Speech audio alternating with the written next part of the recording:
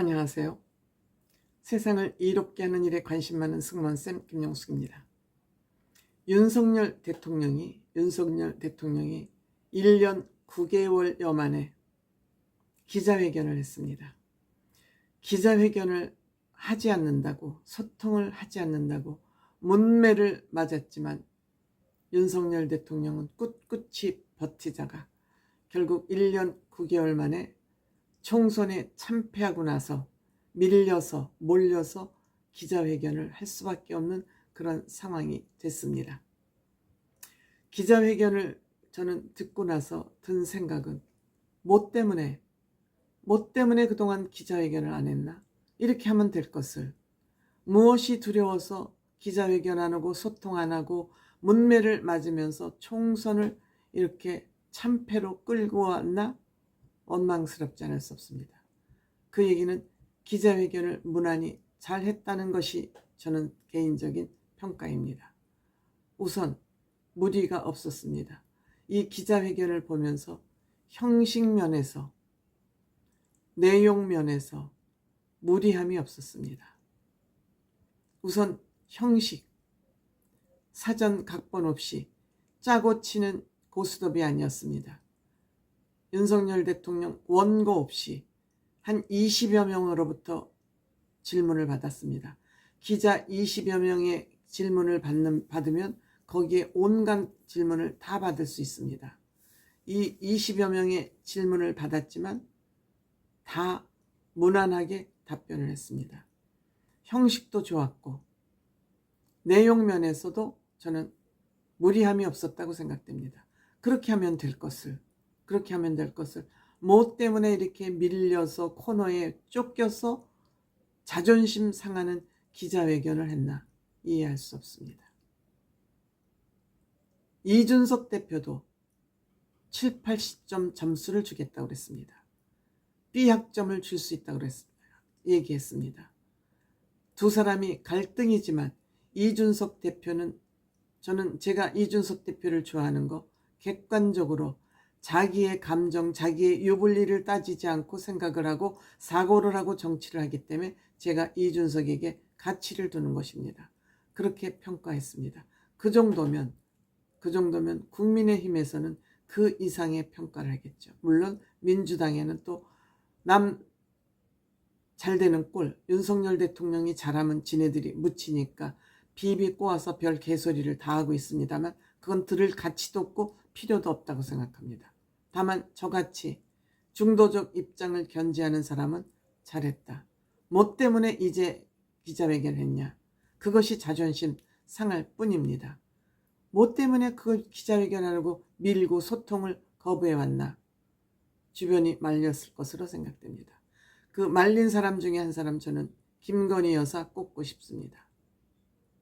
김건희 여사가 말리지 않았나 이런 생각이 듭니다.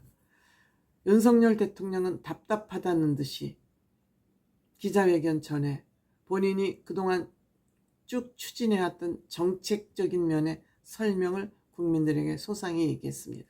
잘했다고 생각됩니다.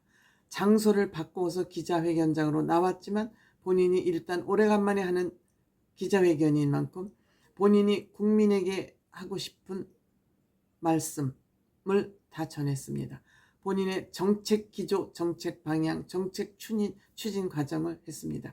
그럼에도 불구하고 프레임에 갇혀서 야당의 프레임에 갇혀서 거기서 벗어나지 못하면서 그 정책이 다 묻혀버린 거, 즉 정책이 정치를 이기지 못했다고 표현하더군요. 정치에 묻혀서 정책이 빛을 보지 못했다. 윤석열 대통령은 그것이 굉장히 안타까웠던 것 같습니다. 그래서 기자회견 전에 본인이 국민에게 그동안 추진해왔던 정책을 다 얘기를 했습니다. 좋았습니다. 바람직한 기자회견 형태였다고 생각이 됩니다. 그리고 향후 국정 운영 계획에 대해서도 밝혔습니다. 저출생 대책을 말로만 떠들 것이 아니라 구체적으로 신설 부서를 설치하겠다. 바람직하다고 생각합니다. 그동안 허공에다 바다에다 돈을 다 쓸어 부었습니다. 효과는 없고 몇백 조를 쏟아붓고도 출생률은 계속 줄고 있습니다. 이것은 정책의 실패, 정책의 부재이지요. 그래서 출산 휴가나 육아휴직을 담당하고 어린이집 수준을 보육교사 보수를 처우 개선을 획기적으로 높이기 위해서 저출생 대응부를 만들겠다. 그래서 이 장관을 부총리급으로 격상시키겠다. 또 기초연금 수급을 40만 원까지 올리겠다. 이거는 뭐 일반 복지가 아니니까요. 나이 든 사람을 보살피겠다 하는 그런 의지로 생각이 됩니다. 이와 같이 눈에 띄는 정책을 하고 노동운동하고와의 노동운동도 지금 어느 정도 절반의 성공은 저는 거두었다고 생각합니다. 노동운동이 풀이 죽었죠. 석 죽었습니다. 이거는 윤석열 대통령의 강인한 의지로 이루어진 결과라고 합니다. 물론 연금개혁 남아 있습니다. 이것은 다음 국회에서 계속 진행이 돼야 된다고 생각됩니다. 제가 윤석열 대통령이 힘을 얻어야 된다고 생각하는 것은 윤석열 대통령은 적어도 국가와 국민을 위해서 어떤 길을 가야 되는지는 알고 있습니다만 소통의 문제, 이것도 프레임에 갇혀서 꼼짝달싹 못하고 있었던 것입니다. 제가 또 다른 얘기를 하면 어쨌든 한동훈 장관에 대한 사퇴 문제 당연히 질문 나왔겠죠.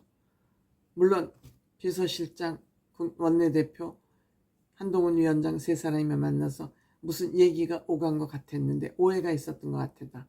그래서 그거는 풀었다. 간단히 얘기했고, 그리고 한동훈 장관은 지금 정치에 입문해서 정치인이 됐다. 그 정치인으로서 확고한 입지를 다졌기 때문에 앞으로 정치인으로 성공하기를 바란다. 아주 객관적인 얘기를 했습니다. 만날 거에 대해서는 20년 지기이기 때문에 언제라도 만날 수 있는 관계다. 이렇게 이제 얘기를 하고 넘어갔습니다. 또한 내각개혁은 어떻게 생각하냐. 본인은 내각개혁을 어떤 나쁜 국면을 돌파하기 위한 수단으로 쓰진 않겠다. 그렇죠. 저는 윤석열 대통령의 이러한 가치관, 이러한 방향이 저는 옳다고 생각합니다. 김건희 여사 특검, 최상병 특검은 어떻게 생각하냐. 특검 지금 공수처에서 하고 있다. 공수처에서 하고 있기 때문에 공수처의 결과가 미비하다고 생각될 경우 내가 특검을 자청하겠다. 특검을 내가 스스로 자청하겠다. 그렇지만 특검법이 통과돼서 온다 그래도 나는 거부권을 다시 또 행사할 거다. 이런 의미가 여기 담겨져 있다고 저는 생각을 합니다. 모든 것 정말 대답하기 힘든 곤란한 질문 다 받았습니다. 그렇지만 윤석열 대통령 본인이 가지고 있는 진실이 있기 때문에 답변하는데 원고 없이 무리수 없이 부담 없이 잘 답변한 것 같습니다. 물론 혹자는 기가 죽었다 이렇게 평가를 하기도 합니다만 저는 차근차근 윤석열 대통령께서 기자들의 질문에 차분히 잘 대답을 했다고 생각을 합니다.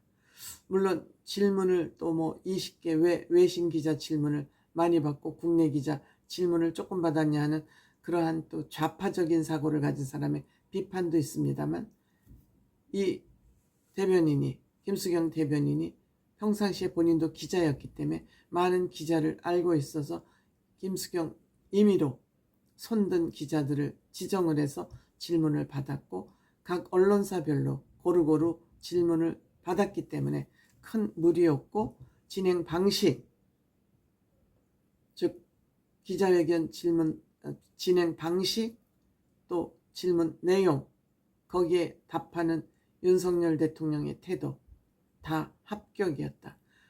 뭐 때문에 여태까지 기자회견을 안 하면서 그런 비판의 화살을 많이 받고 결국 그 결과가 총선 참패라는 이런 결과를 불러올 때까지 가만히 있었는지 그 점이 저는 답답할 뿐입니다. 결국 그래서 총선에 져서 밀려서 떼밀려서 어찌할 수밖에 없어서 하는 자존심 상하는 기자회견을 했다는 이 점에 대해서는 다소 문제가 있다.